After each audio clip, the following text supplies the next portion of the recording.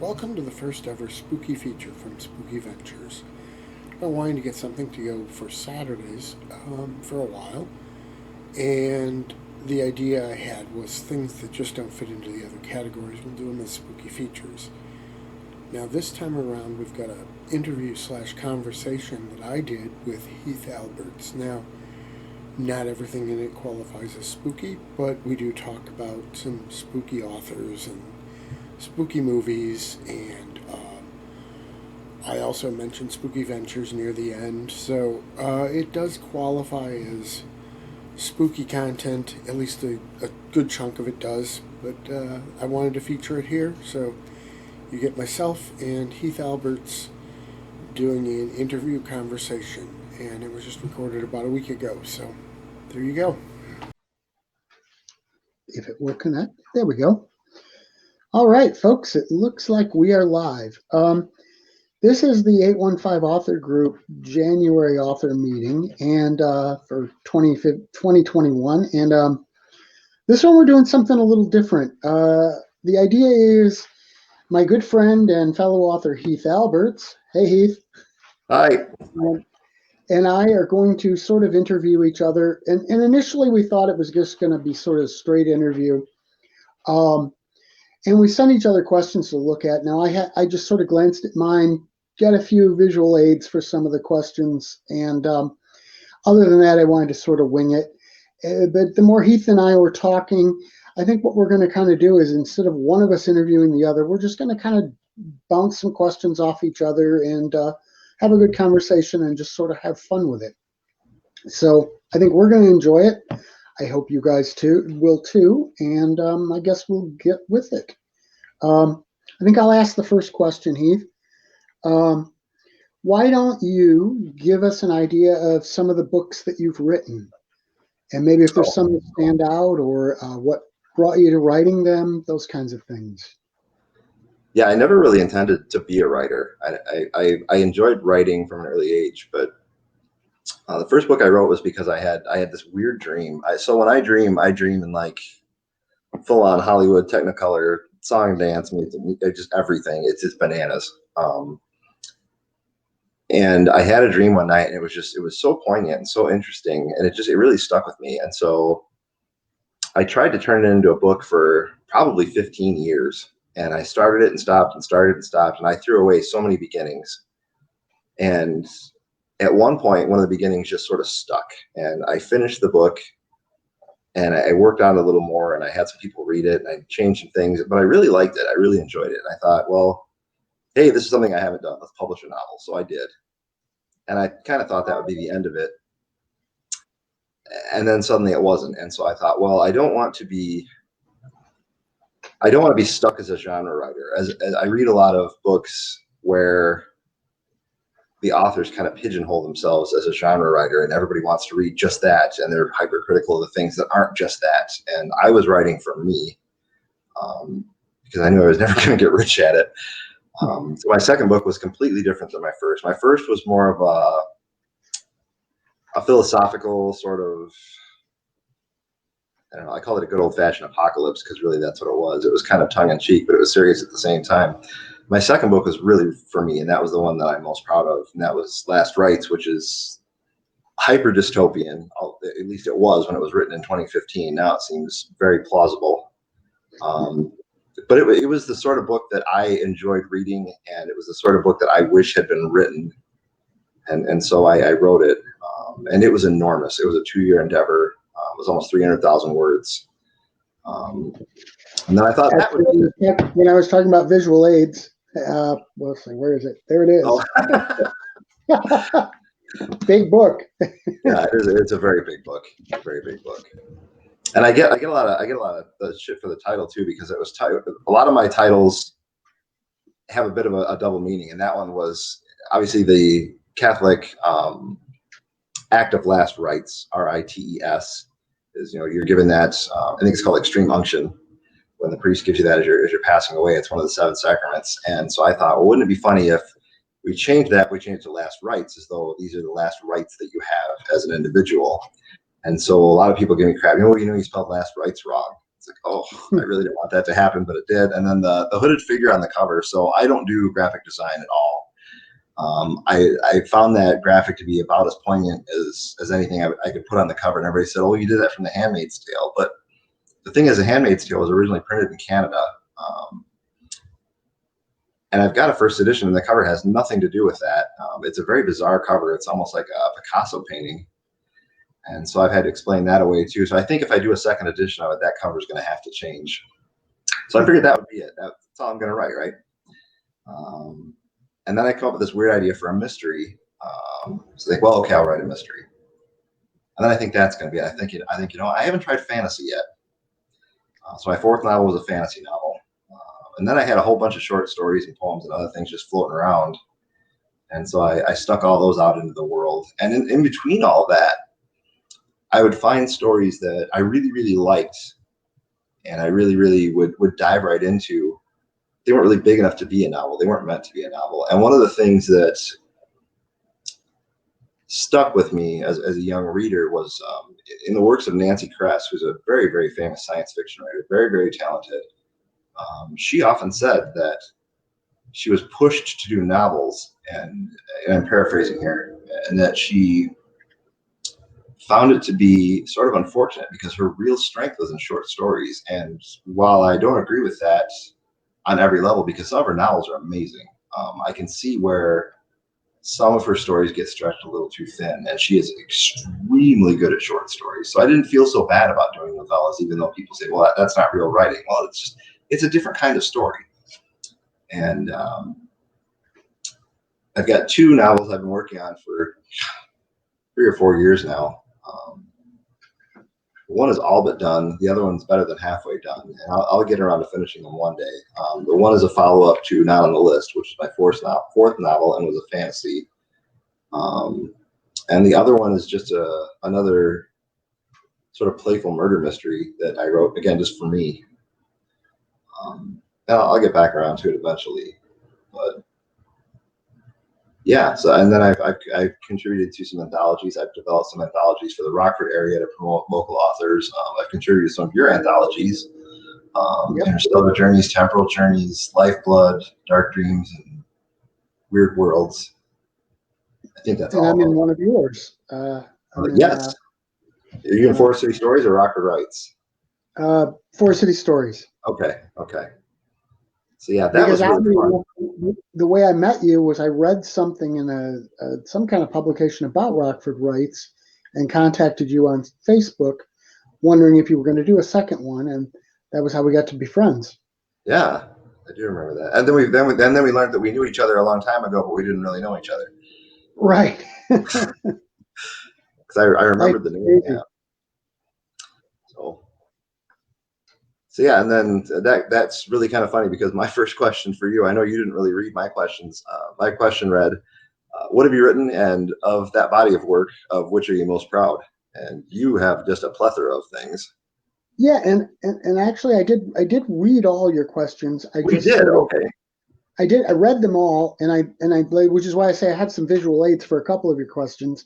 I gave a little bit of thought to all of them, but I didn't want to overthink them because I wanted to be more spontaneous than that.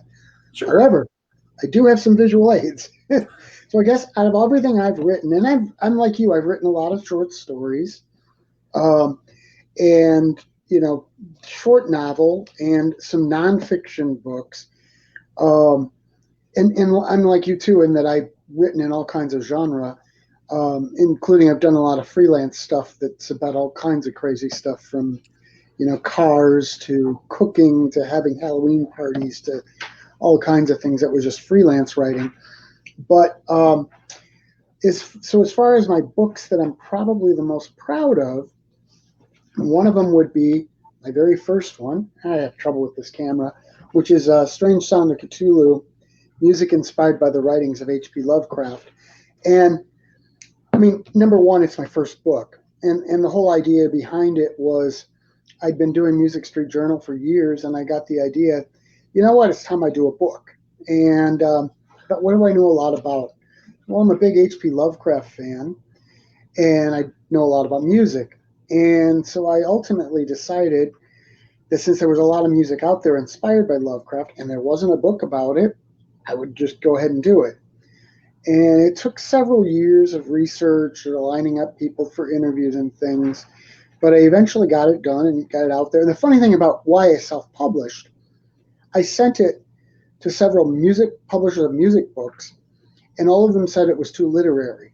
I sent it to several publishers of literary books, and they didn't like the music aspect of it. It didn't fit with what they were publishing. So ultimately, I just decided I had done all this work. All these people had been interviewed and were excited about it. I would just go ahead and publish it myself. And it actually worked out really well, and it's sold better than any of the other books I've done. And I'm working on for the 20th anniversary. It came out in 2006. So in 2026, I'm going to do an expanded and revised edition of it. Nice. And what was cool about it, too, I found all these Lovecraft fans I got to know, and I found that it was almost like a tribe or a family, and everybody was very helpful and very enthusiastic. Lovecraft scholar S.T. Joshi wrote the foreword to the book for me. And actually, I found out later, and I asked from a friend, and I asked permission to quote him, and he said, sure. At one point, he told one of my friends that it was one of the most interesting books he'd ever read, which, that was kind of like, okay, you can't get much better than that. That's pretty high praise, yeah. So I'm really, really proud of that book. Another one that I'm really proud of. Can I stop? That book, too, has been translated into German, has it not? Yes, it has. There was a German edition, and that was kind of funny how that came about. A guy got in touch with me, and he had read it and loved it, and he was a German-English translator, and he told me, he's like, well, if I translate this, would you do a German edition? I said, well, I don't have a publisher to do a German edition. He said, so what if I find one? I said, you go ahead and do that. You get the deal and get me part of the deal on it, and I'll sign off on it. And so he did that. He translated the book. He had to ask me a few questions here and there about what I meant here, what I meant there. And then ultimately he translated, he got a publisher for it and got it out there. I don't think it sold really well, though. And it is out of print now. The reason I don't think it sold that well personally is I think that the publisher wasn't the right publisher for it. That publisher writes a lot of, or publishes a lot of books on like occult and magic and all that, and it didn't really fit into that category. Right. So I don't think it was really the right book for them to publish. But ultimately it was their decision, and I went with it. But I told somebody today. Somebody said one of their books is getting a German language edition, and I told him, I said, one thing I took away from it is one of my books, something I wrote, was translated into another language and published in another language, and that's kind of an honor that not a lot of authors have. And so that's why I brought it up, because that's amazing. Yeah, and I told him, you know what, be very proud of it. It's a big deal, no matter what happens, it's a big deal. So yeah, thanks for bringing that up. I was going to mention that and I completely forgot. Like I said, spontaneous, off the cuff stuff.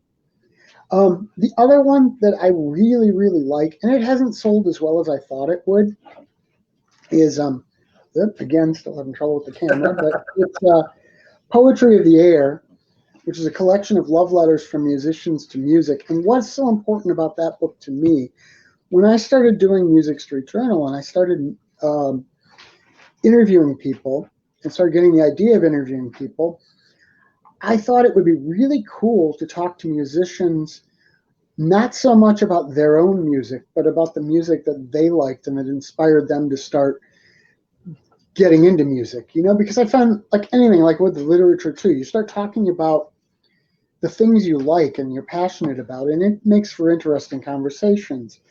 So I had just sort of thought, well, maybe one day I'll do a book like that.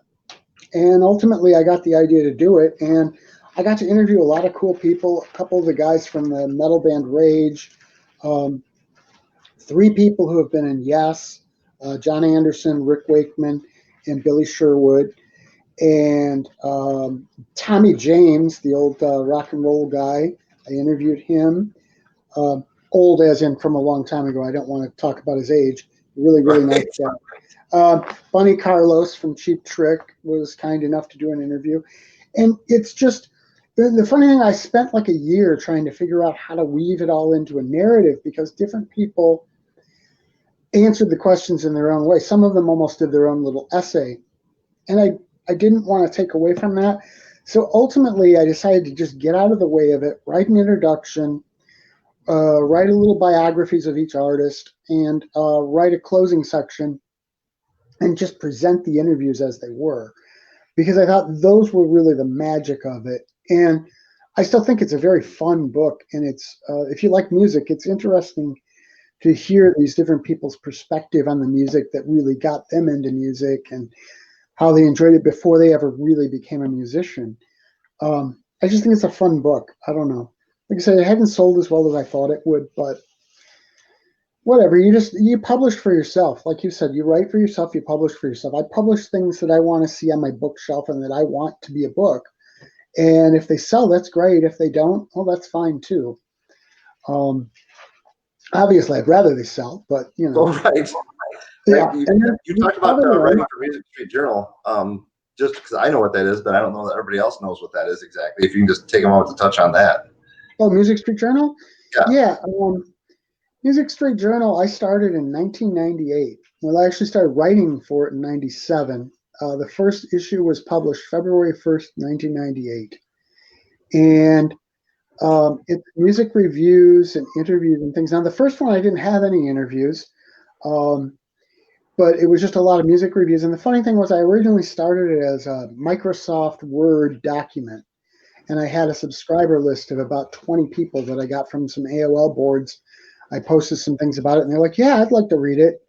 And so I sent it out, and then sometime later in 98, it became a website.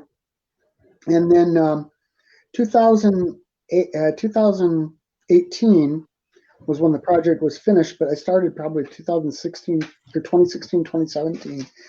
I started taking all the archives and releasing them as books. I thought, well, I publish books anyway.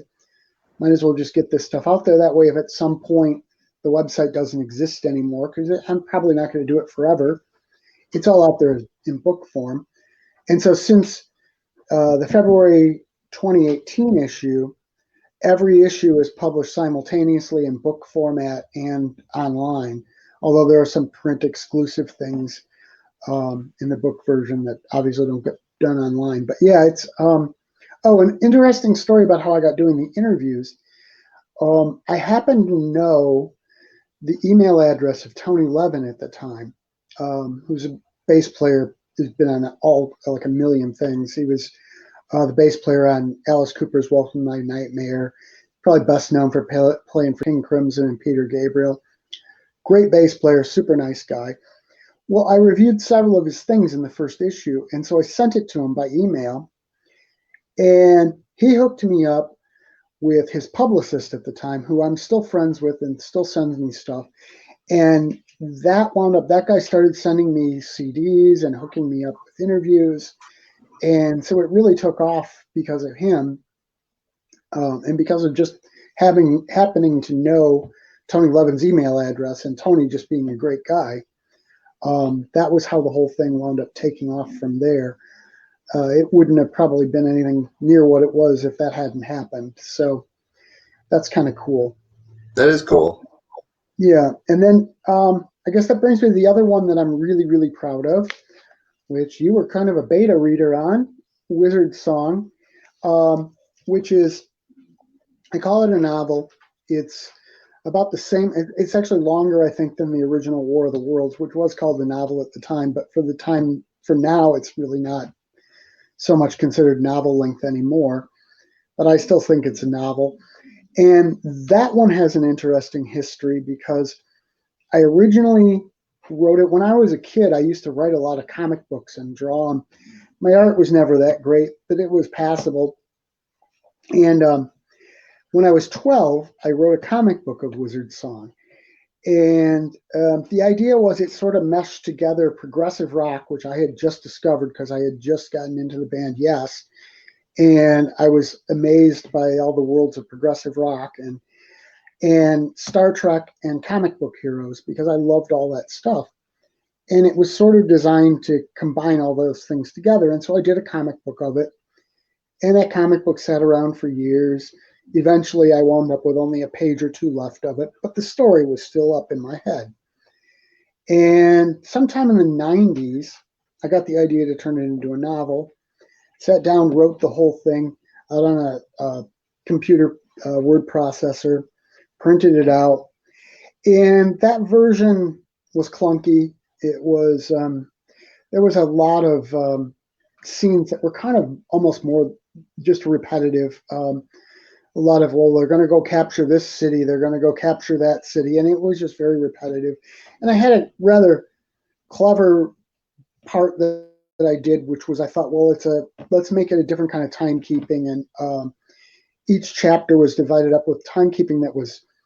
I decided that the planet had like 3 suns, and so their time was based on how many suns were in the sky for how many days, and it was clever. And I worked out all the stuff. I went way more into depth than I should have, and especially to just use it as a timekeeping thing, instead of putting the date and time, I put that in there. But it was clunky and it didn't work well. So then I kept it in my head, and it kept growing and getting rewritten a little as it went along.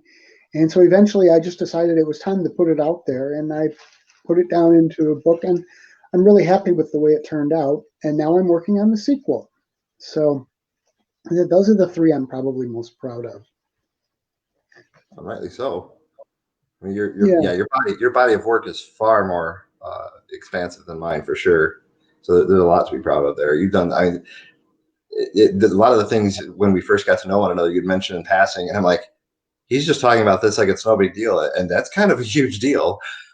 So I always sort of admired that you had done all these amazing things that any one of those things I would have been happy to do, and you've done so many of them.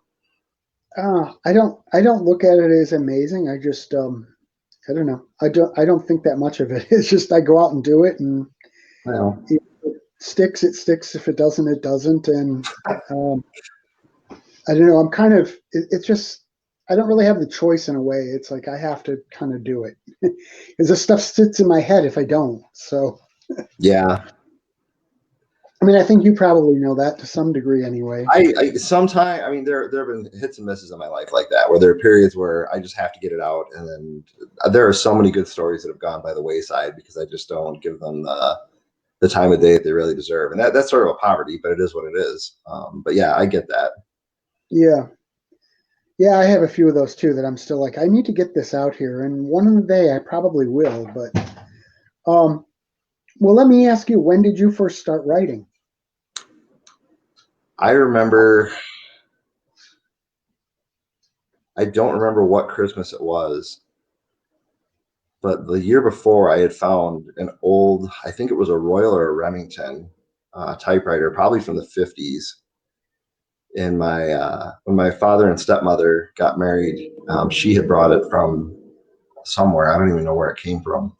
And I would play with it on the weekends when I was over there. And I just thought it was fascinating to be able, because my handwriting, let me take a step back. My handwriting is an abortion. It is a crime against the Geneva Convention calls me all the time and says, dude, your handwriting, we need to talk. I'm left-handed. I'm a hand dragger. The nuns in the Catholic schools I went to used to tell me how awful I was because my handwriting was bad. So the typewriter was a godsend for me because I could actually write things that people could read. Now, nobody wanted to read them because I'm a little kid who wants to read that. So that year for Christmas, I asked for a typewriter. And I think my mom thought I was nuts, but she got me one. And so I would write newsletters and jokes, and I would do like radio skits, almost like real short snippets, almost like Saturday Night Live on my brother's little Fisher Price tape recorder. And I was entertaining myself, I think. But it sparked creativity that I didn't really know was there. And so over time, I would write little things and I would write little stories. But it was sort of a snowball effect. The more I did it, the more I wanted to do it. And the things I would write became a little more expansive and a little deeper. And so I guess Yeah, I was probably 12, 13 maybe. One of the other things that really struck me when I was in high school, I went to Boylan, which is a local Catholic high school, and I went on a scholarship because we didn't have a lot of money. Um, but I had two teachers there who read my stuff and actually took me aside over it. One was in, I think, my sophomore year, and one was in my senior year, and said, "This is really something special." And I was so taken aback by that.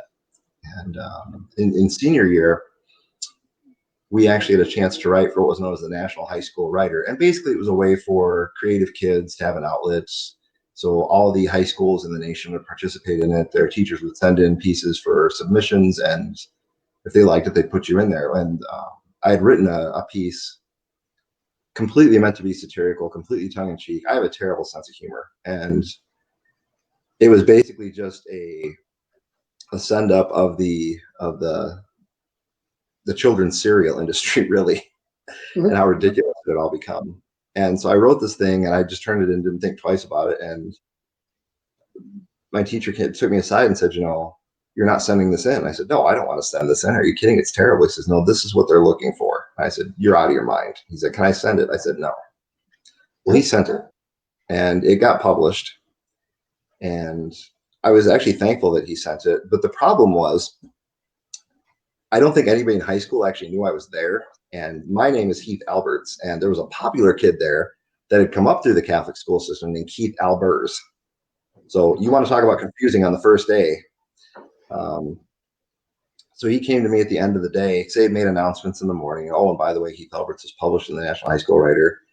And nobody said anything to me all day. And he came up to me at the end of the day and he said, I wanted you to know that everybody today congratulated me on getting my piece published. And I had to keep telling them it wasn't me. He said, but I wanted you to know that. And I just thought that was one of the nicest things anybody's ever done for me. Just, you didn't have to do that. Oh wow.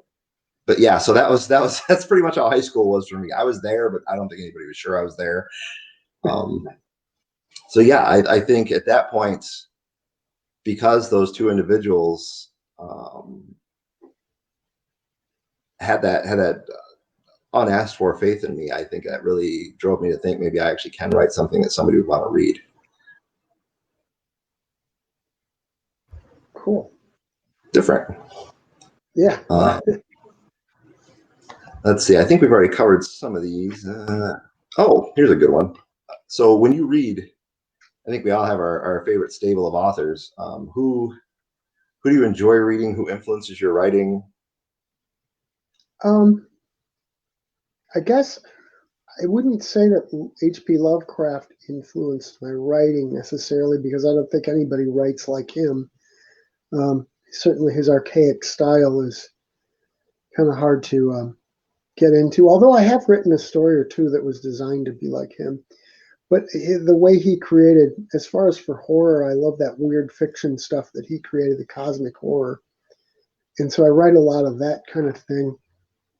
But I don't, I think almost, to me, especially for when I write fiction, I think it's almost more movies and television that influence me, because Really? The way I write, I lay it out like a movie. The scenes switched like I see them as a movie, and I actually see it in my mind as a movie scene, and basically just put it into words.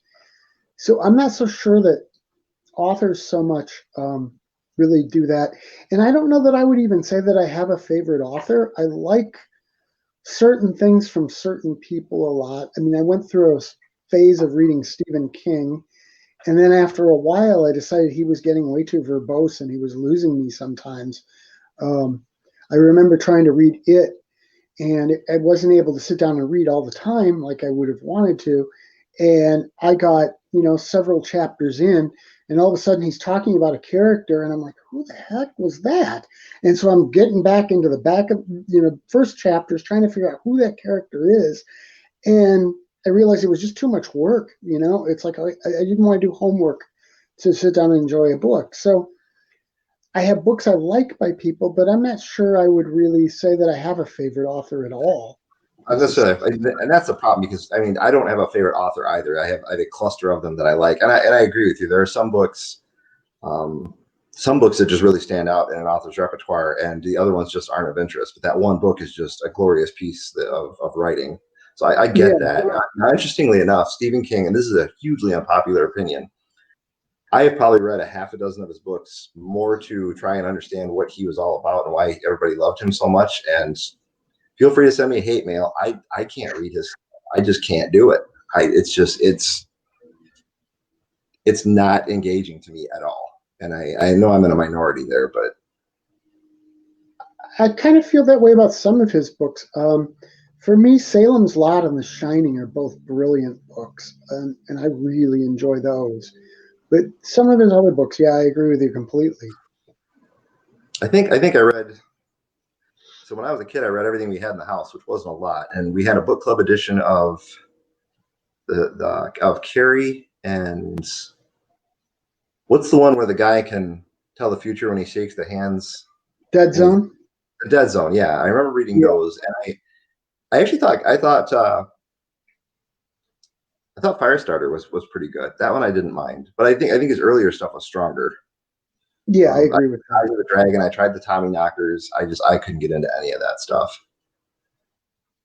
But again, unpopular opinion. And it's not that I'm crapping on his work. It's just I'm just not interested in it.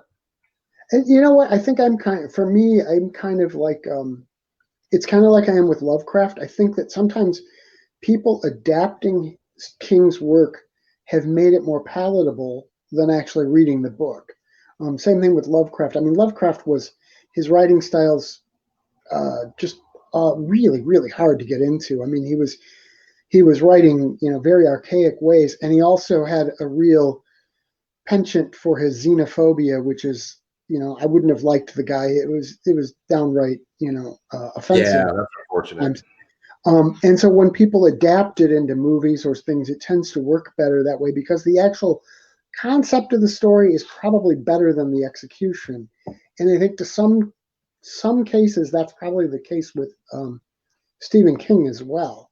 That's a really good way to summarize it, actually. Now, how do you feel? That brings up a good question, actually. I wasn't planning to ask it. So I don't know if you followed the whole J.K. Rowling thing, where she has used her platform to kind of overtly, I'll almost say, abuse the LGBTQ community. And a lot of people now are saying, well, if you read her books, that makes you culpable. And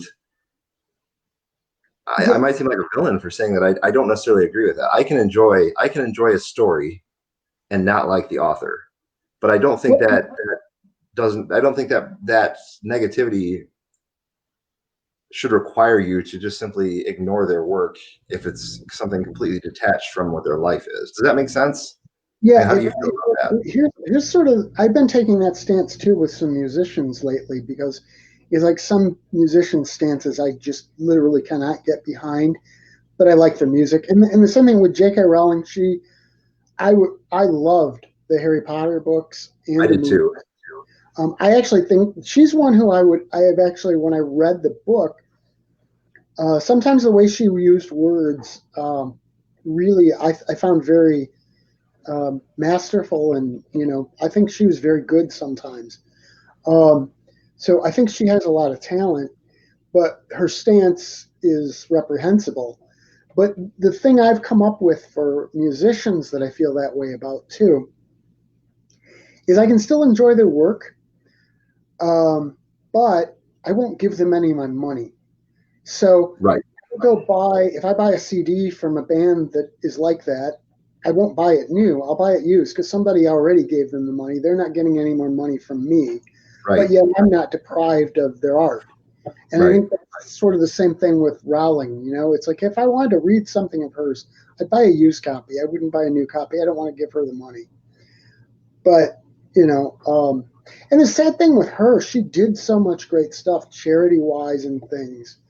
She had some really admirable things. And it's a shame that and you know what? Ultimately, when she first started the whole thing, she said one thing, she was called out on it, and rather than saying, you know what, I hadn't thought about that, you're right, I'm sorry, she doubled down. And I mean, she doubled down hard. Yeah, she made it a hill to die on at this point.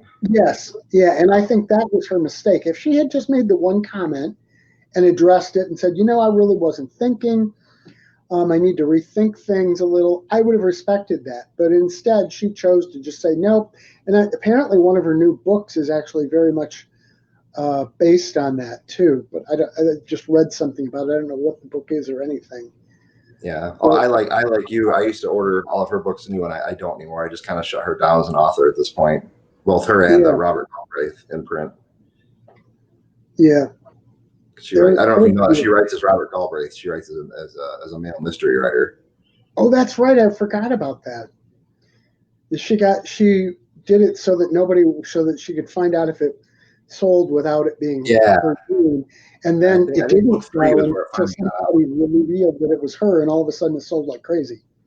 Yeah. But yeah. So I think that's sort of the thing there. It's a case of, I think, in my opinion, you don't want, when you shop places, when you do business with a company or a person, you have to be cognizant of where the money you're giving them ultimately goes. I read somebody recently said something like, when you shop with a company, think of the world they're trying to build and decide if that's the world you want to try to build. Oh, I like that. And if it's not, you want to put your money elsewhere. So I think, you can still enjoy the art and just not give them your money in doing it. I agree, actually. Interesting. Sort of how I see it going, but it's a weird world we live in with all that. I don't think that was so much a thing, although there were blacklists and things like that way back when. Some authors got blacklisted. And if you go back to the late 60s, early 70s, there was the whole Jane Fonda thing. So I guess there's always been some of that, but I think it's more so now, probably because people are out there talking on social media and they're not careful what they say sometimes, I think. Or I don't think it's even about being careful. I think they're just, their true selves tend to show through in ways they might not ever overtly choose for them to show through, and yet it happens all the same. I think a lot of people. So actually, it's a complete tangent here. There's a book called Stamped. It's about the levels of racism, and it was a very well received book, and they created a young adult version, which is the one that a lot of people are reading because it's very accessible. And that's actually the one that I read on a recommendation from someone. And they talk about how we as people often don't understand our own stances. And that sounds really strange, but they talk about 3 levels of racism. And that's just the overt racist. I'm racist and I hate you. There's the completely non-racists who are just accepting of everyone. And then there's, I forget what the term is they use, but it's like an accidental racist. And I realized as I'm reading this book, I'm like, holy shit, I was an accidental racist, and I didn't even mean to be. But I was saying things that were immature in a way that it's socially immature. And one of the things they say one of the worst things you can say is to say, well, I'm not racist because I have a black friend. Oh, it's like, that's a cop-out. You can have a black friend and still be racist. You can have a black friend and still do racist things. And I really encourage, especially white middle-aged guys like me, I really encourage you to read that book, because it gives you a way better perspective on what those people are fighting through and for. Because as a middle-aged white guy, I've got it easy. I mean, really, if you're going to be something, be a middle-aged white guy, because there's all kinds of doors open to you. But you start to realize that just because the world is the way you perceive it doesn't mean that's the way the world actually is. And so, yeah, not complete tangent, but yeah, since we're talking about LGBTQ rights and stuff, read that book. I really encourage everybody to read that book. Give that one a try. I don't know whose questions we're on now, but I think it was you. Let me give you another one then. What's the best thing that's ever been said about your work?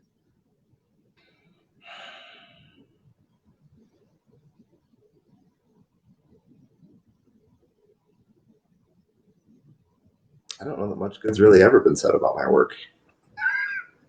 Well, I know you had some reviews out there, some of which weren't so great, but some were great, right? Yeah. I don't know. I don't know that anything really, nothing sticks out of my head, which seems kind of sad now that you ask it. But yeah, I don't know that anything's ever really been said that is, I never had that, gosh, that makes it all worthwhile sort of moment, Okay, I'll give you one right now. What's the story about the cat? Uh, Oh, A Cat's Life. Yes. a cat's Yes. life. That story literally brought me to tears, literally, and that doesn't happen very often with a story for me. Yeah. So And so that that story, I story actually really wrote. touched me. I wrote that story to have that exact emotion. And I used to, when nobody was buying my books, I made a post one day and I said, I'll make you a deal. I said, if I can make you cry with one of my stories, you have to buy one of my books. But if I don't make you cry, I will give you one of my books. And of course, I see my sales, I know what they are. And so Right. everybody that cried did not buy the book. But I had, I think out of the dozens and dozens and dozens of people that read that book across all, my friend base is expansive. I mean, everybody's in there. And I think all but two people said that they didn't cry. I mean, literally did not cry. And the third guy that didn't cry actually has a traumatic brain injury. And the I did a review of his book before he wrote it. It's actually become a very big seller now in traumatic brain injuries. But he can't cry. He Oh said, but if I wow. could have cried, I would have. Yeah, that's one of the most powerful things I think I've ever written, and I'm very proud of that one. So thank you. That's very kind of you to say.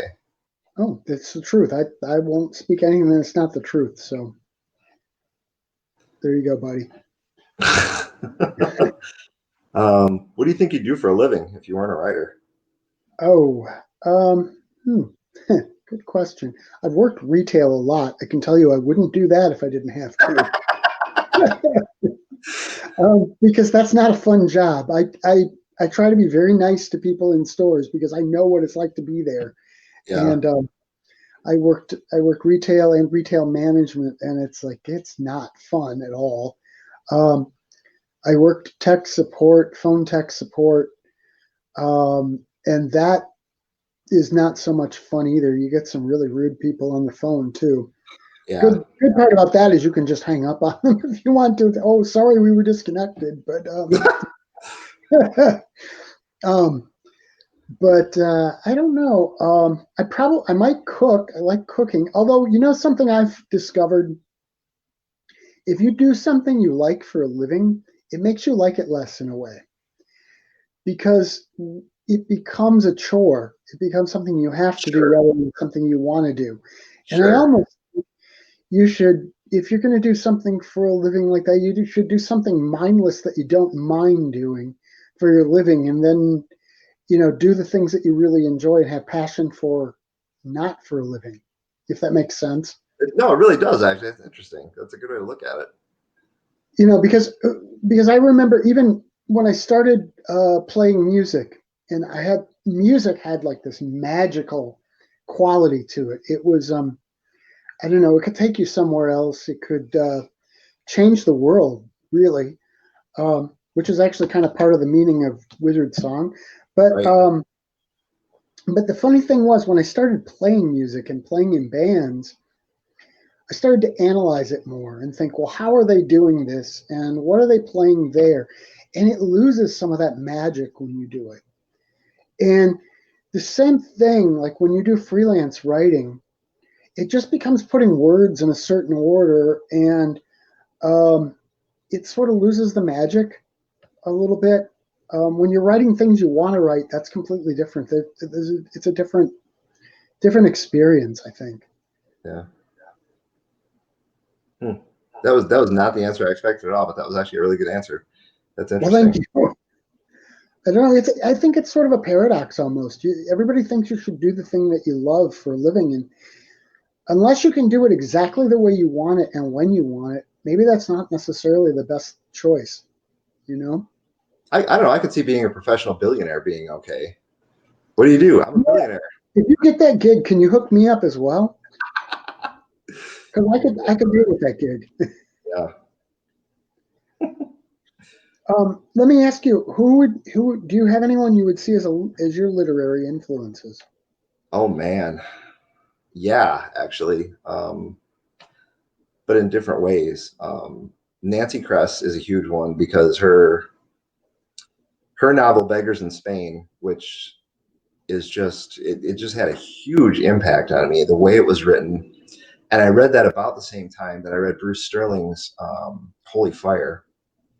And both of those writers have strengths and weaknesses. For me, there's more misses than hits in their repertoires. William Gibson's early style of writing is something that really stuck with me. And we've kind of touched on this before, I think when Frank was on last time. And that is, I like to start a bunch of different threads and then tie them all together. And Gibson was just a master of doing that in his Neuromancer trilogy. And again, over time, I've gotten away from his writing. So he was an influence. Sterling Kress, probably Tim Dorsey and Carl Hayesen taught me that you can tell a sad and mysterious story and still be hilarious about it. They're both from Florida. Hayesen used to write for the Miami Herald Tribune, I think. I think Dorsey did as well, actually. So Dorsey's whole line of books, and unfortunately, again, he's been pigeonholed now because he's so good at that style of storytelling, it's an anti-hero series about a maniacal, drug-addled, mass-murdering psychopath, but he only murders for good. And the way he murders is always increasingly more creative. And you should hate the guy, but you just love him. You want to see what he's going to do next. And Hayesen kind of writes the same way. He's got a character, Clinton Tyree, whose nickname is Skink, and he was the governor of Florida in the books, and he just walked away from it all to go live in the woods. And he does the same thing. He's an altruistic murderer, and their works are in similar veins, but they're so very different and comedic and just well and tightly written that influences the type of humor that I inject into my books, because I want there to be moments of funny. I don't want everything to just be somber and serious. And I struggle with books that are written from just that one singular frame of emotion, if that makes sense. Mm-hmm. I like to have those highs and lows. I think it keeps you engaged. That's just my opinion. Well, and you've got to have that, because you've got to have the light stuff to counterbalance the heavier stuff, because if you don't, the heavy ceases to be as heavy. I remember Alice Cooper talking once about how you put a really, really mellow ballad before a hard rocking song, because then it makes that hard rocking song seem all the harder. And so you need that humor and that lightness to kind of darken up the other stuff. I never thought about it like that, but yeah. Huh. I mean, I've listened to albums where it's like you've got all these real hard rockers, one right after another, and after a while it all starts to sound the same. It's like you need something to counterbalance it, and a book can be the same way. Yeah, no, that's actually that's a very astute observation. I never thought about it like that. So yeah, apparently it's important, or at least I think it is. Yeah, I think you're right. Let's see. What makes you laugh? What do you find funny? A lot of the stuff you post. For one thing, your Heath originals and your Weird Uncle Pete, which we'll get to in a minute, it's really funny. They make me laugh. My wife is incredibly funny, and she makes me laugh. I don't know. She complains that I don't laugh as much at stuff that she does. So maybe I'm a little bit of a hard sell sometimes for laughter. But yeah, I used to love The Big Bang Theory. That could get a real good laugh out of me. And so can Young Sheldon lately, although it didn't really hit me at the beginning. But and then sort of, if it's well done, I like things that break the fourth wall in a funny way. Like I can remember an episode of Fresh Prince way back when he talks about some guy and they're like, "Who's that?" He's like, the guy who spins me around at the beginning. And I thought that was just hilarious. So things that sort of come out of nowhere sometimes are the funniest, I think. I think breaking the fourth wall is magical sometimes, and I think more people need to do it. But yeah, it's icy. It's thin ice for sure. But yeah, when it's done right, it's amazing. I agree. Well, yeah, that show Call Me Kat that just came out with Mayim Bialik in it. We had thought that was going to be really good because of her being in it, and because Jim Parsons was a director, producer, some producer on it. we tried to watch the first episode, and they broke the fourth wall over and over and terribly. Just Yeah. not, it did not work. It was so it doesn't always work, but if you can do it right, ooh, Yeah. Interesting. yeah. So how did we get onto that tangent? I don't even remember. I asked you the question about what made you laugh. Oh yeah. I'm always interested in what people find And funny. let's take that to where the other one I was going to ask you about. Why don't you tell people about Weird Uncle Pete? Oh my God. So I wrote a business and marketing book. I had been doing when we started, my ex-wife and I and two friends started a turnkey media company, and we had a bunch of meetings. We incorporated, we got it up and running, and unfortunately, one of the very important members right away had some issues in his life, which he's now resolved, and it's awesome. He's got a family now, and yeah, we're still friends. And so that really changed the dynamic of the business almost immediately. And we had laid out a significant amount of money ramping up to get started with this media conglomerate. We call it Digital Ninjas Media, meant to be sort of tongue in cheek, but it was people that were really good at what they did. And so in order to create content, because I was behind trying to draw people into the business, so I was doing content creation on different levels. And one of the things I did was I really enjoy what are known as guerrilla business tactics, things that don't cost any money but have a lot of pop. And I was studying a lot of that before the business started, and I was writing a guerrilla business page. And I would post to it every day, every other day. And the posts, there was a lot of good stuff in there. I was gleaning things from different places on the internet and books I'd read and people I knew in business. And a gentleman one day popped up and said, when are you going to turn this into a book? And I thought, that's the stupidest thing I've ever heard. What are you talking about? And I'm looking back at what I'd written, and I thought, holy crap, there is enough here to do a book. This is a whole business and marketing book if I flesh it out. And I don't even know why I did it, because I really wasn't all that serious about it. But I put this book together, called it Guerrilla Business. But I needed, because it's business and because it can be boring, I wanted it to be funny too. And so I kept making jokes throughout the book, like my Weird Uncle Pete would do, or don't do what Weird Uncle Pete does. And I don't even have an Uncle Pete. I don't know where that name. The name popped into my head and it stuck. So I'm making jokes throughout the book about Uncle Pete, and I thought, wouldn't it be funny if we created this artificial person who had this warped sense of humor and gets away with stuff that I couldn't get away with on my timeline, that I wouldn't post to my timeline, but it's so over the top. So I created this fictional character almost as a joke, thinking it would never catch on, and it's got almost 2,000 followers now, I think, which is just bonkers.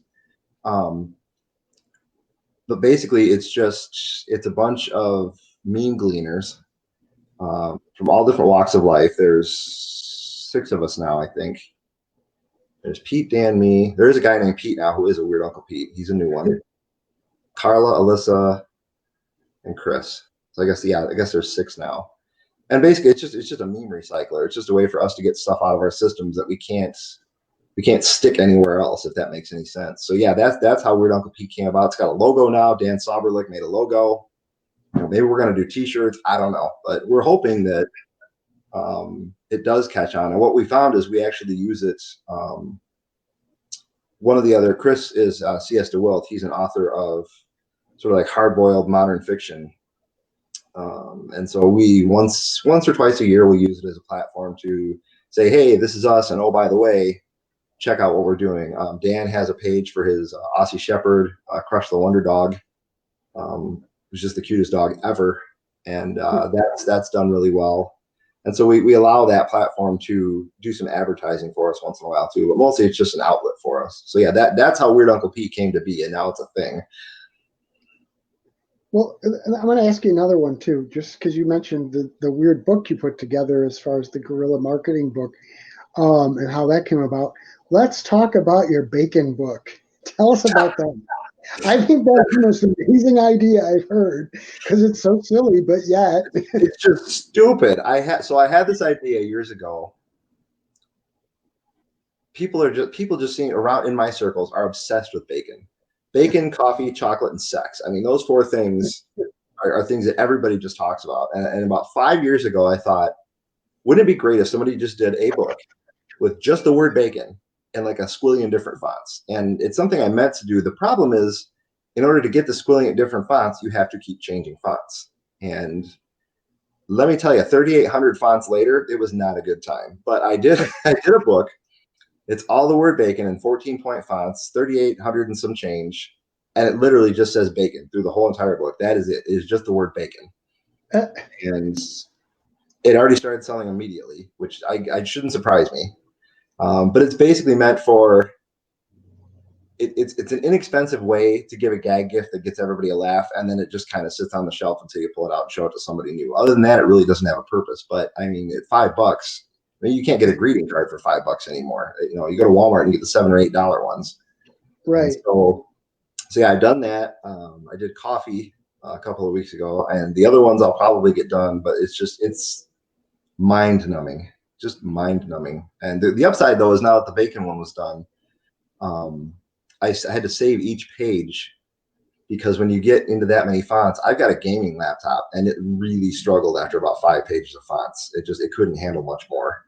So I was taking each page and saving them in individual files. And then what I would do is I would take and create a PDF of the page and then drop it in on the page rather than having all the fonts there. And the upside of that is I was able to reload each page and then just do a find and replace on the word bacon with coffee. The downside is some of the font packs don't accept all the letters, or they're a little bit different. So I spent 3 or 4 hours going through and fixing things. But yeah, so that's what that was all about. And I think it's going to do really well for all the wrong reasons, but I don't care. As long as people enjoy it, it's fine. So yeah, that's how that all came about. That's funny. That's just a funny idea. I love it. Yeah, I don't know. Whatever sells. So my Digital Minutes Media, I ended up buying out all the partners, but I kept it as a corporation, and I turned it into a boutique publishing platform. I publish a little over 80 titles now. I don't know what the number is, but I do a lot of public domain stuff and just other weird stuff. And I find that my best sellers are just the strange ones, just the strangest books. Well, and that was a question I wanted to ask you about too. Was the public domain stuff? How do you decide what you're going to publish of the public domain stuff? And when you do collections, how do you decide where does the idea come from for what kind of a collection you're going to do? You mean my book collection? Yeah, the collections like I guess the Rockford Wrights and City Stories. I guess they were just all basically by Rockford area writers. Right. I wanted to give Rockford another creative outlet and give a voice to people that might not otherwise get one. But the public domain stuff, I started. There was a book. It was a series of children's books called The Sock Stories, and I'd never heard of this thing. And I found a place where a lot of these things had been scanned and uploaded. And I wondered if anybody had turned it into a business model. And I looked on Amazon, and there's about 3 companies doing it. But what they do, they take the scans, they throw them up and go, here you go, here's a book, you get what you get. And they're a hot mess. They're horrible, and they're ridiculously expensive.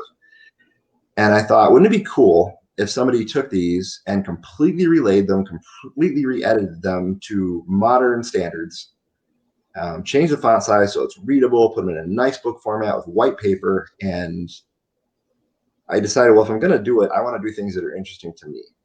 And so I poke around and I look at things that are interesting to me. I find out if there's a copy available that I can work with. And that's predominantly what I publish. I did a lot of Civil War stuff at the beginning just because that's a really popular thing. But I decided from the outset I was only going to do stuff from the North. And that was a cognizant decision I made. And it's really funny because I have a friend she's an African-American. She's a professional hockey referee. And she's a very interesting woman. And we were talking about that one night. She said, you can, oh my gosh, are you serious? I'm so sorry.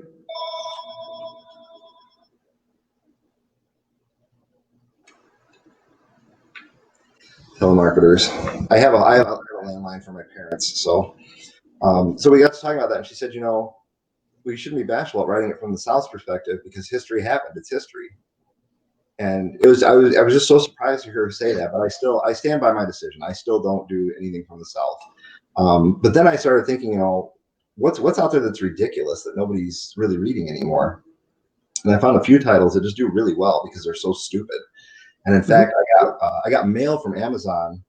It's something I'm going to post about. I haven't yet. 3 days ago, it is addressed to a ghost, to a person that doesn't even exist. So Pearl Lenore Curran was a writer, and her big novel, she did several, but her big one was called Hope True Blood, and she purported that it was Patience Worth, a woman from the 1600s, speaking through her and writing a novel. She was supposed to be clairvoyant, and so that's how she wrote her novels. And so one of them is published on Amazon, and I got a piece of mail the other day to Patience Worth, a ghost. So I literally have a piece of mail from Amazon to a ghost. And I was just giddy about that because it was so dumb. So yeah, I try and pick weird stuff. And if it's interesting to me, I like a lot of sort of backwater memoirs, just the short stories about people's lives and things they did. I find that stuff fascinating. So I do a lot of that stuff. Interesting. Different. Yeah. So this is a question I like to ask a lot of people, and that is, if you could sit down and have lunch with somebody, living or dead, it doesn't have to be just one person. I mean, it can be a table full. I mean, who would you be interested in doing that with? You know, if it's just one person, I would probably, and this is odd, so given what we were talking about Stephen King before, I would love to sit down and have a conversation with Stephen King. Mainly because, number one, I know he's a big Lovecraft fan, and so am I. And we write a lot of the same sort of stories, only he's kind of almost the exact opposite of me. I tend to be, and you've read my stuff, you know this, I tend to be very sparse in words, and I don't use more words than are needed. Whereas he, on the other hand, is not. He's the opposite of that. He's also incredibly successful. I am not. So I would like to talk to him about horror writing in general and just writing in general, about Lovecraft. And he's a huge music fan too, and I think we like a lot of the same. Really? Music. Yeah, he's a big. I know he loves AC/DC as one, and the Ramones. He's the one who wanted the Ramones to do the song for Pet Sematary, and he talked to them and got them to do it because he's a huge Ramones fan. I never knew that. I would love to talk with him about music and, you know, Lovecraft and horror and writing in general. I just think, you know, I think he'd be fun to just sit down with for a few hours, have some food, some drinks, and just chat about that stuff. Like I said, way back on talking about Poetry of the Air, I just think it's really fun when you get people talking about things they're passionate about. And he and I think, share some interests that I think we could have a fun conversation. Huh. Yeah, he would probably be it for me. I can't think of anyone else offhand, really, because I've gotten a chance to talk to a lot of the people I would have liked to have talked to. I remember when I started doing music interviews, I had a list of 5 people I wanted to interview. 3 of them I still have not interviewed. One of them I'm not as crazy about interviewing anymore. And the other 2 I'd still like to do, but I don't know, once I got to do that, it's kind of lost some of its fire, I guess, once you get to interview a couple of the people that were your dream ones. Sort of jump the shark, as it were. Yeah, sort of. Don't get me wrong, I would still enjoy, 2 of the other ones on the list I haven't done yet are Rob Halford and Alice Cooper, and I would still absolutely love to interview either one of them, but those would be more. Although I think you could have a good conversation with Cooper. He seems like a pretty down-to-earth guy. I believe it. I could be mistaken that Vincent Furnier is a certified genius. I believe he is like literally that smart. He's very smart. Yeah, he is pretty brilliant, and he's largely misunderstood because I think a lot of people think of him as the Alice Cooper character, right? And don't understand that's literally a character he portrays. Literally a character, right? Yeah. I do think he's interested in a lot of horror stuff and everything, which is why he chose that character. But then again, so are a lot of us, you know. Doesn't make us characters out of that. It just makes us interested in that stuff. Plenty of people Right. go see horror movies, Right. So yeah, I think that would be. Now the same question for you. I like to ask the same question. I also like to ask it as, um, what would be on the menu if you sat down to dinner with a few people like that. I Oh, usually the hell, three people to do as many as you want. I'm a garbage disposal. I'll eat anything. There's not much I don't like. Um, I don't know. Nikola Tesla would be one, although I think he'd be over my head. Betty White, I think, would be fascinating to Oh, sit she down would with. be fun. Yeah. Um, I feel like I know there's more. I just can't think of them. Um, Tatiana Maslany would probably be the one actor I'd really like to meet, just because she is. I don't know if you've watched the Orphan Black series.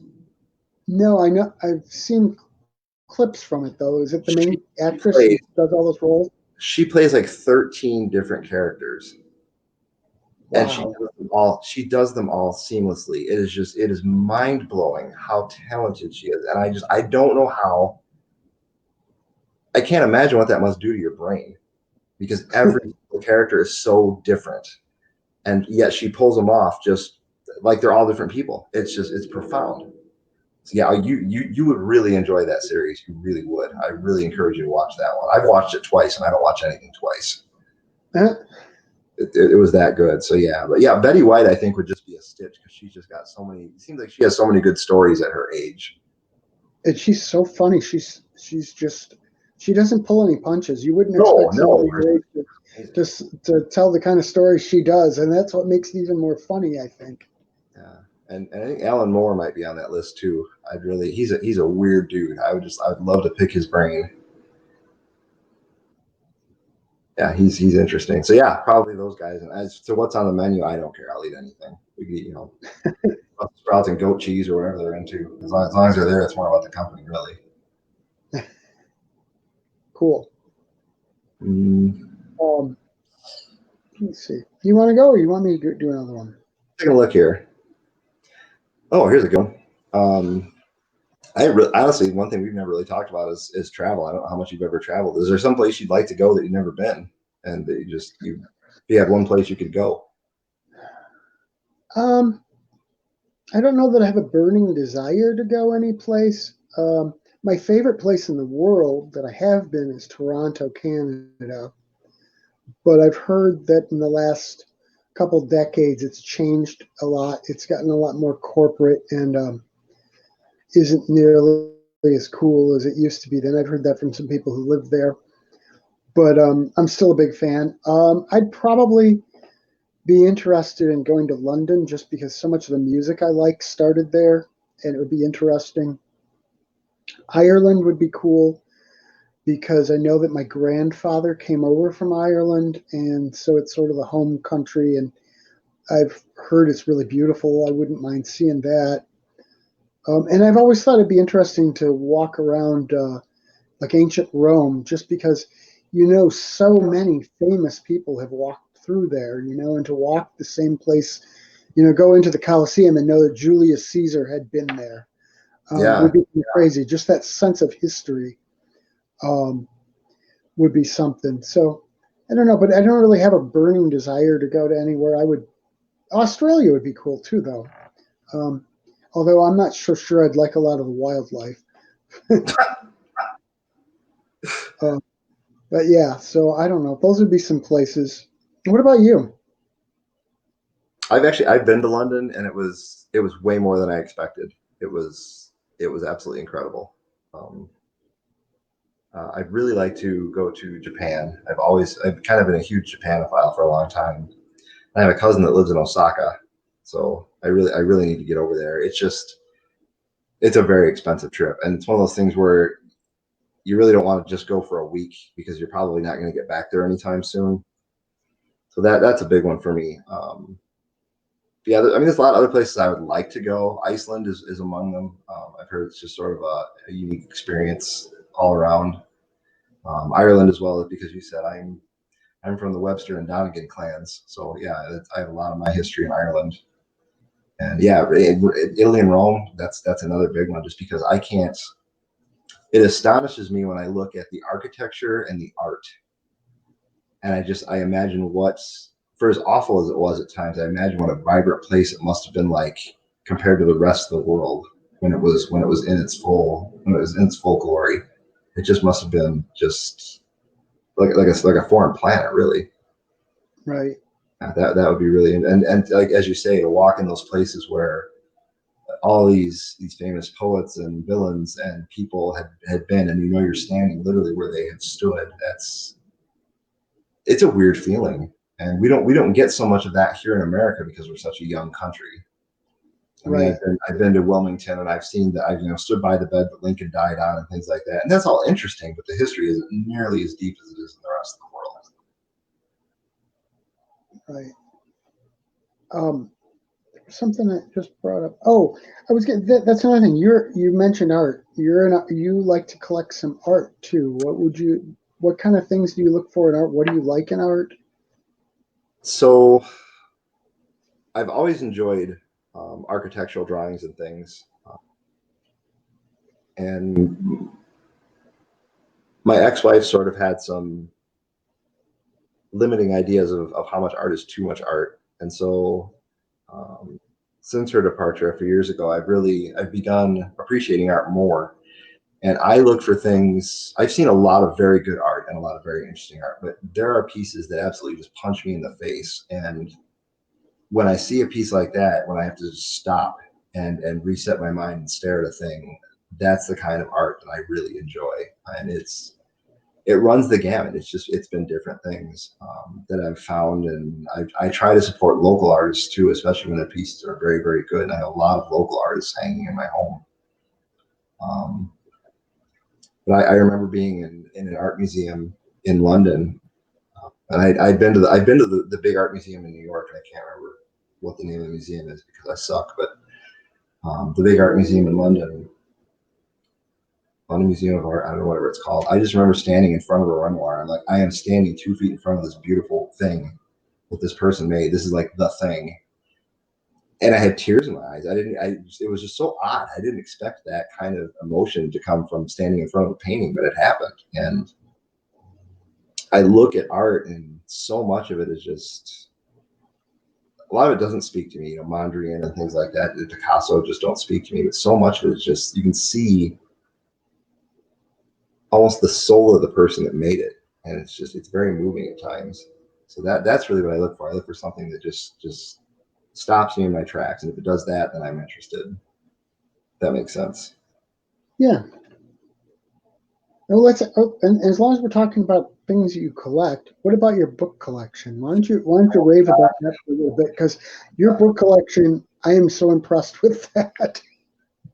I originally collected books because I loved to be surrounded by books, but they weren't particularly valuable books. And as I grew older, I would pick up books that were more interesting or more valuable. And yeah, the collection now is, I'm fairly selective about what I add to it because I'm running out of space. It's worth more than my house, which is, I don't know, it's kind of a scary thing. I can't get it insured. I've tried. I need to find somebody that can appraise it properly. But I really enjoy having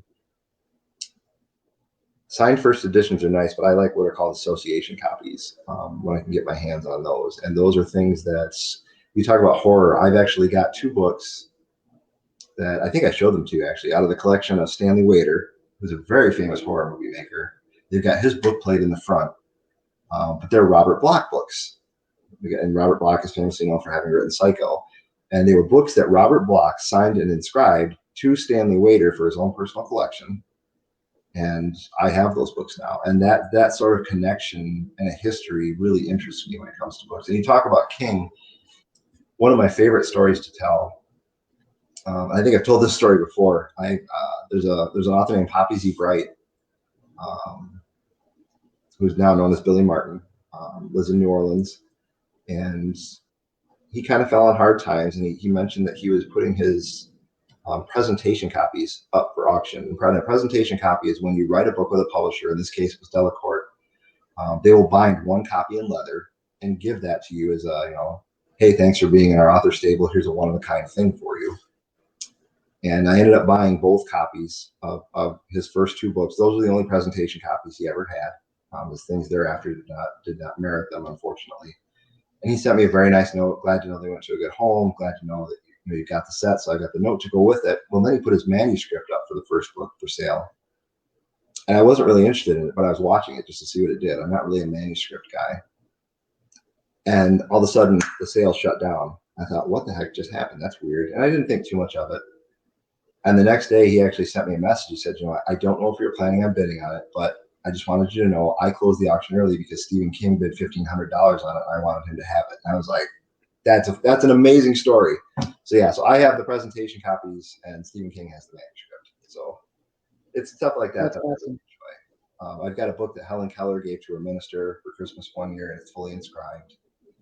I've got a copy of Hosey's Alphabet, which is a very famous children's book signed by the author, his wife, and his 2 children when they were like 5 and 7. It's the only copy like that I've ever found. It's odd things like that intrigue me. Yeah, you definitely have an impressive collection, my friend. It's taken a long time to build, and I thank you for that. It's very kind of you to say, but it's my guilty pleasure and my sickness, I guess.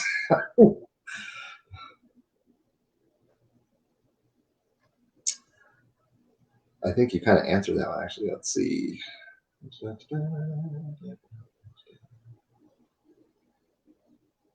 Oh, what do you do when you get writer's block? How do you handle writer's block? Because that's a big one for a lot. Yeah, you and I talked about this a little bit before we came live on here. One of the things I think is the best way to get through it is, I think one of the best things for a writer to do is just to write, and it literally doesn't matter what you write. Now, does that mean I don't get writer's block? No. Sometimes I force myself to write things, and it's not even the thing I want to write. But if you get in the habit of writing every day, I think it almost becomes easier to write in a way. And I think that, it does, you probably get through the writer's block more quickly. And to me, I don't know, sometimes it's more that you lose interest on something for a little while. And if you walk away from it for a little while, maybe a week or 2, you can kind of get back into it easier, I think. But I don't think I allow myself to have writer's block as in not writing, because I force myself to write pretty much every day something. Doing Music Street Journal kind of helps with that, because you have to put out an issue every 2 months, and that means writing a bunch of music reviews. And since I've been doing them as books, now I don't do every single article in those. Usually they're, 3 or 4 of the reviews might be from other people, but I write all the rest of them. And I think we come out with, they run anywhere from 200 to maybe 300 pages every 2 months. And so if you're writing that much, it has to get done. So you just get down and do it. And so I don't know, like there are times like Poetry of the Air, like I said, with Poetry of the Air, I don't know if it was so much writer's block as it was a question of, I don't know how this is going to go together. I don't have an answer for how it goes together. And when I try to work on it, I would get very, very frustrated, because it was like, no, this isn't working. What do I do? And so I just had to put it away for a while and walk away from it, work on other stuff, make sure you keep writing and work on other things. And when you come back to it, you might come back to it with a fresh idea or a fresh perspective anyway. I don't know if that's helpful, but that's sort of how I would handle it. What about you? No, I think that's good advice. My problem is so I'm a pantser. In the world of writing, there are 2 different schools, and that is, there's planners and pantsers. And I know you know what I'm talking about. Other people may not. So a planner is somebody who says, I'm going to write a mystery. This is how it's going to start. This is how it's going to end. Here's the structure in between. And then they write the story. They flesh it out around that. I can't do that. This is why I don't write nonfiction, because I can't research. I can't do that. I just need to let my mind wander. Every one of my books has not ended up anywhere near where I thought it was going to end, and I think they're better for that. So a pantser just says, I'm going to write and see where the book takes me. The problem with that is sometimes you get a really good direction going, you get a really good storyline going, but you get stuck. And when you're that far into the book, it's really hard to fix stuck correctly, because you can't backpedal on a lot of the things that have already been written, because then you start to make a mess of things. So there are times where I will get stuck on an idea and I will force myself to think about it at random times during the day. Okay, I'm going to think about this for 5 minutes. I call it I have my best thoughts in the shower, which isn't that uncommon. I mean, is it Socrates or Plato? I can't remember. Who had all his best thinking in the bathtub. But I've found that by waiting and by thinking about it at different times, I often come up with a solution eventually. But there are times when it's frustrating because I do want to write, but I can't come up with a solution. And one of the novels I'm working on now it's 3/4 of the way done, and I know how I want it to end now, but I haven't figured out how I want to get there elegantly. And it's frustrating because I want to keep writing, but I understand too that it's got to be right. I can't just gloss it over. There's a really famous comic. I think it might have been a Far Side comic that often comes to mind when I get there. And it's a professor standing in front of a large whiteboard, and another professor behind him, and the professor behind him says, I think you might want to recheck your math. And there's a bunch of statistics and figures over here. There's a bunch of statistics and figures over here, and in the middle it just says, then a miracle occurs. And as a writer, that really stuck with me, because it's like, I totally get that I'm waiting for that miracle to occur so I can put these two pieces together. But yeah, it's as you say though, writing other things helps to keep your writing mind fresh and nimble. But as a pantser, I paint myself into corners sometimes, and that is really problematic. And there's one grievous misstep in my second novel that I really regret. And if I ever republish it, I'll probably change it, because I pantsed myself too deep into a corner and I needed to get out. And I got out in a weird way that I'm just not happy with. That's just the way it goes, I guess. I can sort of see that. I mean, I sort of write the same way you do with fiction. A lot of times I have a beginning, I have an ending, and I just sort of put the characters in there and let the situation evolve, knowing where it has to go to, and you kind of let it happen. I don't know, but I tend to think about it a lot too. I mean, most of my stuff gets written in my head way before it ever gets put down on paper, and so I've got a lot of the ideas already there and fleshed out. And sometimes I rewrite it in my head a million times before I actually get it there. And I'll take, and like on the Wizard Song sequel that I'm working on, I've already been working on where I've just introduced something purely as sort of just character building, or sort of bringing people back to where the first one was, or something, an aspect of the first one that I've thought of. And just in the last couple of days, I thought, I could bring that little piece that was just sort of off topic. It wasn't that important of a part of that book. I could bring it in at the end of this one as an actual important plot point, and it just sort of a callback to it that I hadn't thought of the first time. Sure. So I don't know. I think that, thinking about things when you're away from it and not actually writing it helps a lot. Although sometimes, I don't know about you, but I will be thinking about the way I want a book to go, and I'll lay in bed and I can't get to sleep because I'm going over all the characters in my head, and what is this character going to do now, and how would that character react, and you just can't get to sleep sometimes. I don't know. Do you get haunted with that too? I haven't, again, because I haven't written so much in so long. But yeah, there were times where I would lay in bed and I'd think about it. And ironically, because I dream so vividly, there are times where dreams have kind of saved my ass, believe it or not. I'll wake up and I'll go, oh, thanks, sleeping brain. That's what I needed. And you just recognize that that's the direction you need to go in. That has happened more times than I would care to admit. But yeah, I do. If I'm really, really entrenched in a book, I want to keep that thought process going, because I want to make sure the story goes in the best direction that it can. So yeah, I have had that happen, but not too often. Okay, let's Let's talk about. I know I don't think I asked this originally when I sent you the questions. You asked me, but I'm going to ask you. What are you reading? Oh yeah, I did. I did put it in my questions. What are you reading now? I'm actually reading. I'm in the midst of a Dorsey and a Hayson novel, believe it or not. I'm getting caught up with those two the authors that I mentioned before. But I read all over the map. I read whatever kind of strikes my fancy. I have books in the collection. A lot of the books I buy, I intend to read. So a lot of the collection doesn't make any sense from a collector's standpoint. And there are days where I'll browse my own collection and I'll find a book that I bought 6 years ago, and it's just like today is the day. The biggest find for me in the last couple of years has been an author named Neville Shute. His originally Neville, his real name is Neville Shute Norway, but he was an aeronautical engineer, and he didn't want people to think he wasn't a serious person, and that's a quote. So he dropped his last name and wrote his Neville Shute. And do you know who Neville Shute is? Mm-mm.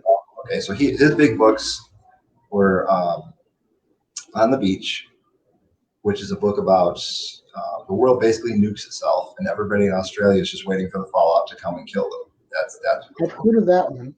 yeah. So he started writing in like 1926, I think, and so that book was profound.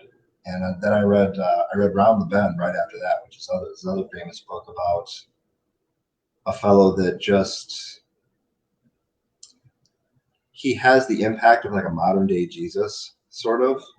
He's just a really good guy, and he brings out the best in people, and it's a book unlike any other that I've ever read. So I dove into Neville Shute's stuff.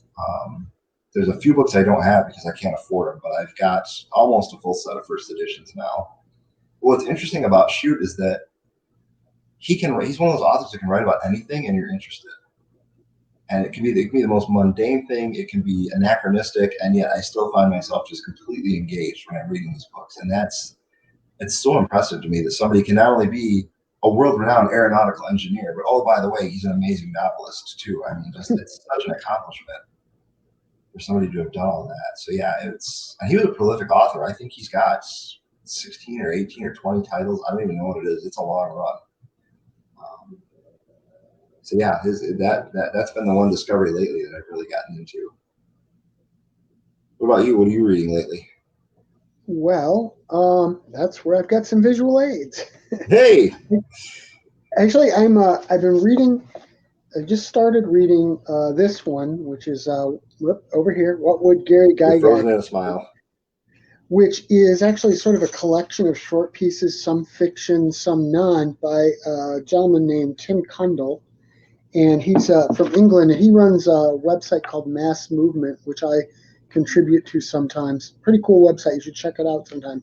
Massmovement.co.uk. Yeah, I think And he sent it to me. They sent it to me to review, and I've been making my way through it a little bit at a time. Like I say, it's a lot of different little small things, which is kind of cool because you can just sort of jump in and start reading in the middle of it. But I was really interested in it because last year I read this one of his, Compression, which is an amazing book. It's one of those books that really just sort of sits with you. It's described as a punk rock novel, as in it sort of is supposed to be a punk rock story, and it's about a punk rocker, but it's there's a lot more to it than that. There's a story of redemption and people hiding a horrible secret for years and that kind of thing. It's a really good book. It's something that's probably the best book I read all year last year. Didn't come out last year, but it's the kind of thing that really sat with me, and it comes to mind every once in a while too, even well after reading it.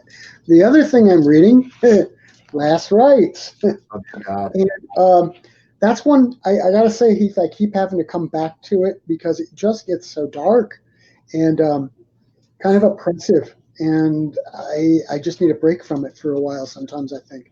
But I'm making my way through, and I'm enjoying it. It's like 1984 in that it's enjoyable in a way, but it's also so dark that it's hard to take sometimes. I get that a lot. There are a few things I regret about that book. I think I was a bit too verbose because I was in my what I call my poetic phase. I wanted everything to be readable, but also poetry, and that just doesn't work. That's just a terrible idea. It really needs a good editor. But I remember my mom calling me and reading that. She said, "I can't read this. I can't believe my son wrote it." She was crying. She's like, "I can't believe you wrote this. It's horrible." And I'm like, "Perfect. I did my job. That's exactly the kind of emotion I want to evoke." But by the same token, I think I waited too long to get to the brighter spots, because it starts to get a little bit brighter, a little bit brighter, a little bit brighter. And it kind of makes a full shift at the end. And what's nice about it is, spoiler alert, the good guys don't necessarily win, but it has an upswing at the end. But yeah, I think perhaps I waited too long to intersperse some of that breakup of the depression and the darkness, and because it's very dark and it's very literal. Yeah. So, like I said, those are basically the what would Gary Gygax do and Last Rites are the two things I'm reading right now. So, let's see what else we got here. Is there anything that you would like to answer that I haven't asked you? Oh hell, I don't know. We could probably go on for hours here. Yeah, I know, and we got to kind of watch the time. Not so much because of the StreamYard, but just because of the battery on this tablet. It looks like it's starting to get low, and when it goes, we lose this thing. So we should probably think about wrapping it up. But We call it a wrap. Want to talk about it we haven't gotten to, let me know. Yeah, I don't think I really have anything right now. I mean, I treated this more like a conversation, mostly because I haven't seen it damn long. Yeah, that's kind of, I really enjoyed this. I thought this was a lot of fun. So yeah, well, it's just nice to talk to you, really. I see that it looks like we've got some people who've been watching and commenting, but I can't really see what has been going on. I hope anybody who's been watching has been enjoying. And let's just call it quits on this one for today. And I think it was a good time. Yeah, it was nice talking to you. Oh, one more thing though. Tell people where they can find more out about your stuff. Oh, I just go to heathdealberts.com. It's all up there. You can see a very short film made about me when I was way bigger. It looked like a balloon. It's amazing. Check it out. Yeah, I actually had the fortunate. I was fortunate enough to have. So real quick, I'm part of the Represent Us political movement, which basically the whole entire purpose of it is to remove the corrupting influence of money from politics. And Lawrence Lessig is a huge proponent of it, if you know who he is. And our particular chapter had done more than any other nationally, and so they flew a film crew out of New York. And we did a 2-day shoot for, I think it's a 4.5-minute segment that they distributed nationally. And I'm so flattered that they chose to do that with me and another person. By the same token, every time I see it, I'm reminded of how big I used to be and how glad I am I'm not that person anymore. So, yeah, check it out, heaththealberts.com, and your talesofwonderandread.com. You have your own imprint as well. No, actually, probably the best place is GaryHillAuthor.com and then MusicStreetJournal.com. And we didn't talk about it, but I run SpookyVentures.com, and particularly the Spooky Ventures YouTube channel would do a lot of spooky news and spooky interviews. Well, I mentioned, I don't know, maybe I didn't mention that before, but No. and I do videos of public domain horror stories and some of my own horror stories that I read. So yeah, spookyventures.com will get you to the YouTube channel, and GaryHillAuthor.com, you can find literally links to all of it there.